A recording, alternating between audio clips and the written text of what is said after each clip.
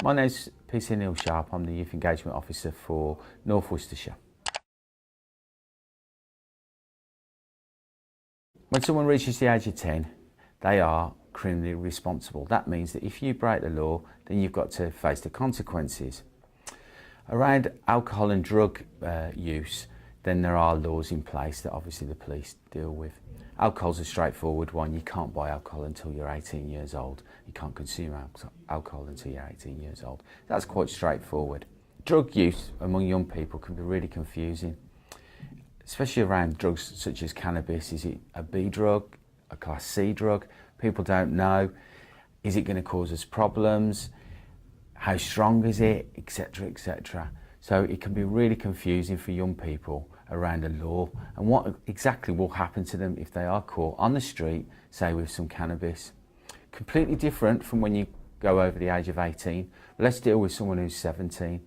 If you're caught by West Mercia police officer and you're under 17 and you're holding some cannabis in your possession, so it's on you, you've got ownership of that drug, then don't expect just to have a street caution like you might hear from your friends. The process is that the police will deal with you as a vulnerable young person. That could mean that you're taken into custody and taken to a police station. Obviously, we'd need to be calling your parents or whoever's looking after you. And the process could be that you have your fingerprints taken, you could have your photograph taken, and you could be interviewed just like anyone else who's doing a criminal offence. Consequences though of having that, and it could only be that you've got a reprimand by the police for a drug offence. The consequences are huge. That could shut the doors to lots and lots of careers that you might want to do after you finish education.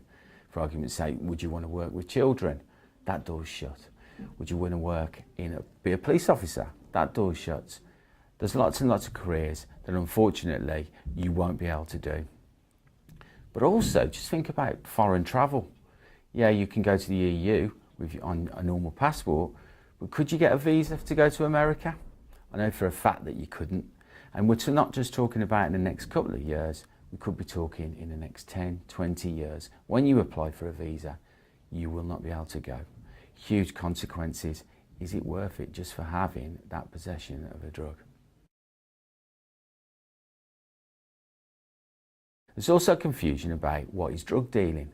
Traditionally, we think that drug dealers are standing on the corner and enticing people in.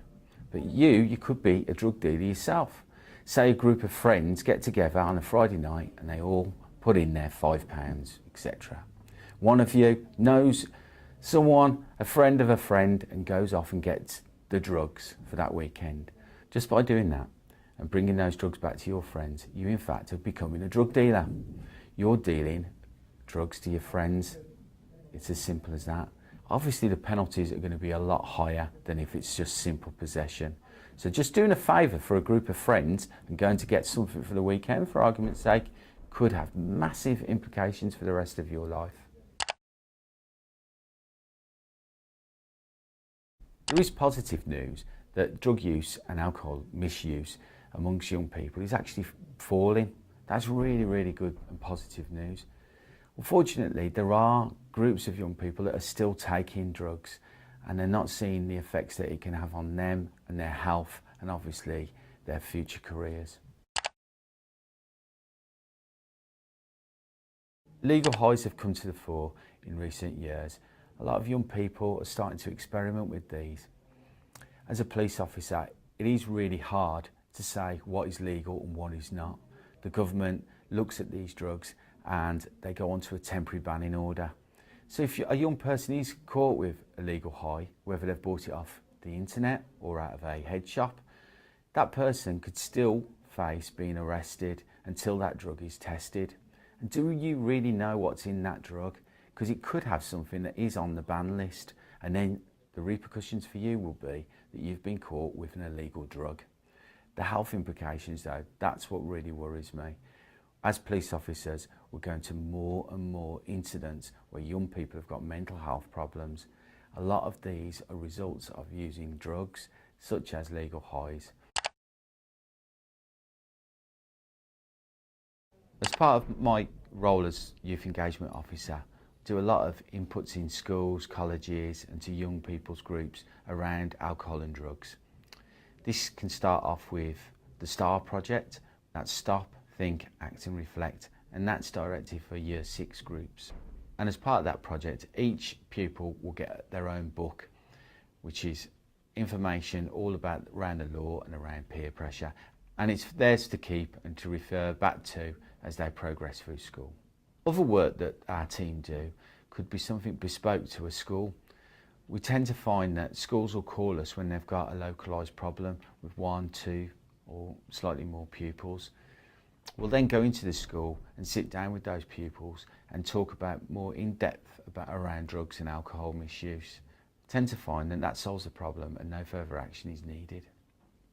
One of the tools we use when we are talking about drugs and alcohol, we'll always take in the beer goggles, which are quite good fun, and that demonstrates the effects of alcohol and what it can be doing to you.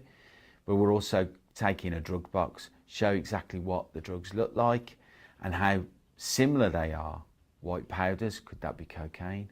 Could it be something else? We'll also do drug quizzes and find out exactly what knowledge young people have got.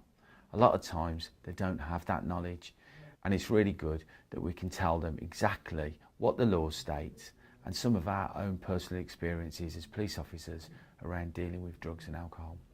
We'll also do drug work with older groups of young people, such as the Prince's Trust or people with learning disabilities, and it's really, really good that we can get out and talk to those young people, and again making sure that they've got enough information to make the right choices. We want to make sure that we're not criminalising young people. So how do we do this? We make sure that they know around the law exactly about possession, exactly about who's a drug dealer, what is drug dealing.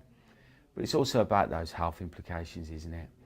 And again, it's talking about our experiences as police officers. We're not there to lecture them, but we're there to give them enough information that they can make informed decisions for themselves.